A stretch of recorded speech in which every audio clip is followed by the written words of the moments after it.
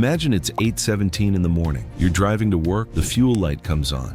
You pull into a gas station, you put $40 into the tank, you grab a coffee, maybe a bottle of water, then you leave. You probably think you just gave that gas station $45. But here's the strange part. The gas station may not actually care that much about the $40 you just spent on fuel. Because while you're standing there watching the numbers climb on the pump, there's an entire business machine working around you. The fuel is only one part. The coffee is another. The convenience store is another. The ATM, the car wash, the lottery, the food. And sometimes, the real money is being made from the things you never planned to buy. So today, we're walking inside a gas station, and we're going to uncover the real businesses hiding behind those pumps. And by the end of this video, you'll never look at a gas station the same way again.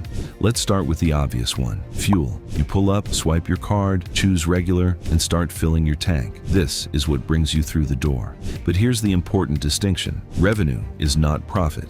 A station can move an enormous amount of fuel while making relatively little money per gallon after wholesale costs, card fees, operating expenses, and other costs. And that's why the smartest gas stations aren't thinking, how much money can I make from this gallon? They're thinking, how do I get this person out of their car? Because once you're out of your car, the game changes. You're no longer just a driver. You're a customer standing 20 feet away from hundreds of products. And that brings us to the second business. Walk inside, look around. You came in for one thing, maybe a bottle of water, but look at what you're surrounded by. Cold drinks, energy drinks, chips, candy, ice cream, coffee, sandwiches, gum, phone chargers, motor oil, pain relievers, and dozens of products you never planned to buy. That's the genius of the convenience store model. It doesn't need you to make a big purchase. It needs you to make several small purchases.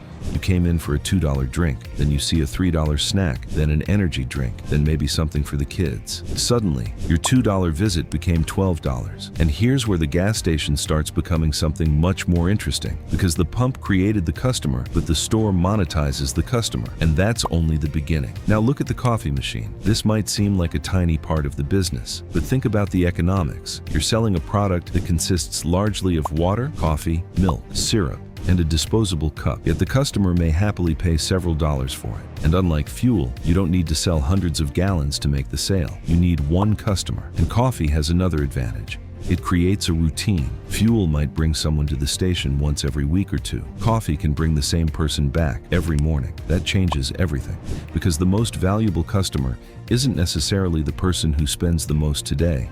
It's the person who comes back tomorrow, and the day after that. But now we're getting to one of the most fascinating businesses inside the building. Think about the last time you stopped at a gas station. What did you see near the checkout? Hot dogs, pizza, breakfast sandwiches, fried food, pastries, maybe even a full kitchen. Why?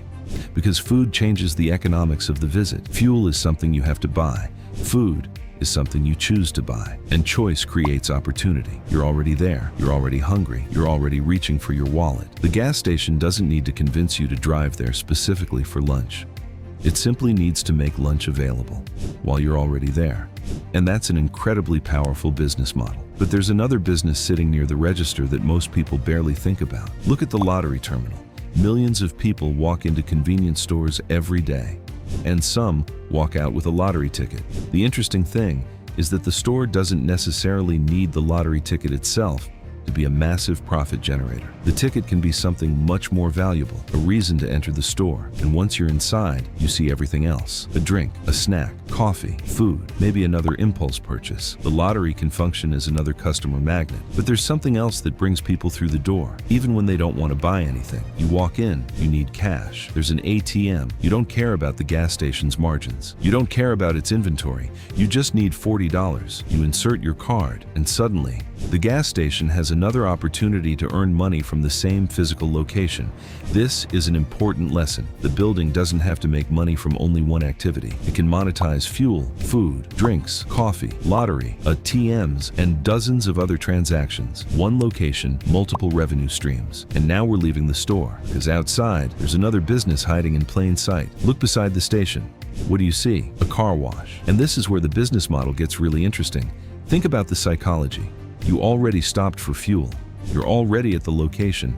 Your car is right there. So the station can essentially ask, while you're here, why not clean the car too? You don't need another trip. You don't need another destination. The same customer, the same location, another transaction. And some modern stations take this even further. They create memberships. Instead of selling one wash, they sell a recurring relationship. Now the customer isn't thinking, should I buy a car wash? They're thinking, I already have the membership. And recurring revenue is one of the most powerful ideas in business. But here's where the gas station model gets even bigger. Because some stations aren't really just gas stations anymore. Imagine you're driving down a highway. You see a large modern travel center. You pull in, fuel, then you see restaurants, coffee, showers, bathrooms, parking, convenience stores, truck services, car washes, sometimes branded food outlets. Suddenly, this doesn't look like a gas station. It looks like a mini shopping center built around transportation. And that's the evolution of the model. The customer isn't simply buying gasoline.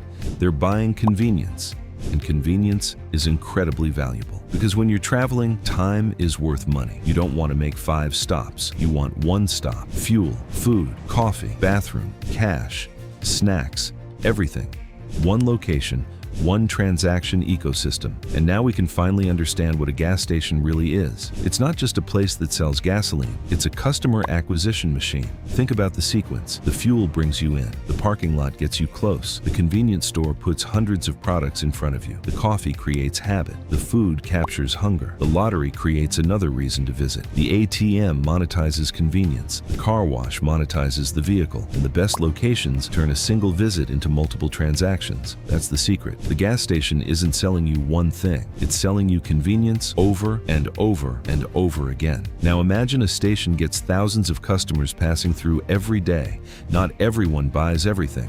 That's not the point. If one customer spends $40 on fuel, another spends $8 inside, another buys coffee every morning, another washes their car, another buys food, another uses the ATM. The station doesn't need every customer to do everything. It only needs enough customers to make all those revenue streams work together. And suddenly, that little building beside the highway becomes something much bigger. It's a fuel retailer, a convenience store, a food business, a coffee shop, a car wash, a payment location, a lottery retailer, and sometimes a full-scale travel center, all operating from the same piece of real estate. So the next time you pull into a gas station, don't just look at the price on the pump. Look around. Ask yourself, why is the coffee machine there? Why are the drinks placed where they are? Why is the food near the entrance? Why is the ATM inside? Why is the car wash beside the pumps? Why does the station offer 10 different reasons to stop? Because you're not looking at a gas station. You're looking at a business ecosystem. The fuel gets your attention. The convenience keeps you inside. And everything else tries to increase the value of your visit. That's the real business hiding inside every gas station.